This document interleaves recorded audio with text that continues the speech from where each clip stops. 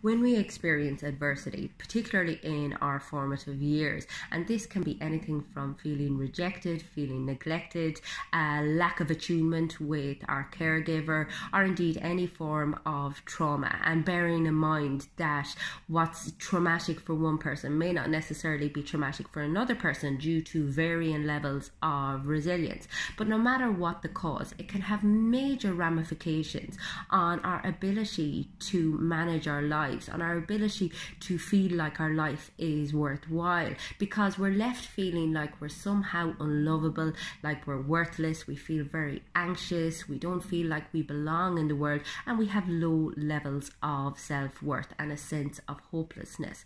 And the funny thing is, we tend to get drawn to recreate the patterns of our past. So if we were continuously rejected by a caregiver, or if our love was inconsistent, we have a tendency to seek out the relationships that replicate that pattern. And it's not something we do on purpose. We do it at a very subconscious level.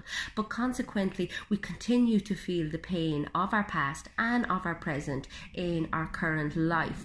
And we put all of these coping mechanisms in place in order to try and soothe the hurt inside. And some of these, I suppose, are lower levels, such as addiction, but some of them are higher level coping mechanisms, such as perfectionism, such as high achievement, such as addiction to work. And these are things that people don't often think about. However, you were not put on this earth to carry hurt and shame and blame, nor were you put on this earth to hurt other people.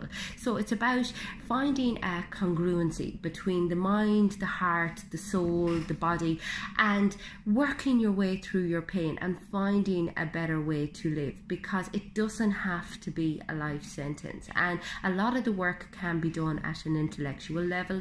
Talk therapy can be really good at helping you create an awareness of the patterns, because first of all, you have to recognize that it's happening, helping you understand why it is that you feel like you feel, that you think like you think, and that you do what you do, and then recognizing the way in which it's not working for you. So this involves, I suppose, finding your self-limiting beliefs, challenging the stories that you tell yourself. But you also have to take it a little bit deeper. You have to get into the emotional side of things. You have to experience things in your body as well as in your mind. And we have a tendency to try to intellectualize everything. And when we do this, we understand why we do certain things, but we don't really understand why we feel a certain way. We need to learn to come back into the body, come back into the heart, to honor the feelings that we have there, and to release the trapped energy that is held in our body.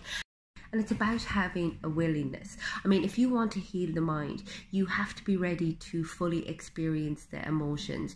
You have to have a curiosity about your internal experience and the stories you tell yourself and the beliefs you hold that hold you back, that are not serving you, the beliefs you hold about other people, the beliefs you hold about the world around you, that skew how you interpret the world and consequently cause you a lot of pain and suffering. And this isn't easy. And I mean, a lot of the work requires commitment. I mean, you need to be able to learn to sit with the self. You need to be able to learn to sit with the silence, to not try and fill that void with your phone or social media or Netflix or food or alcohol or whatever it is that you have been stuffing in there, so that you don't have to sit with your authenticity, with your hard truths, and with your true potential. Because I think an awful lot of us, the reason that we fear awareness is because when we become aware, we realize that things need to change, that something needs to change, that something has to give.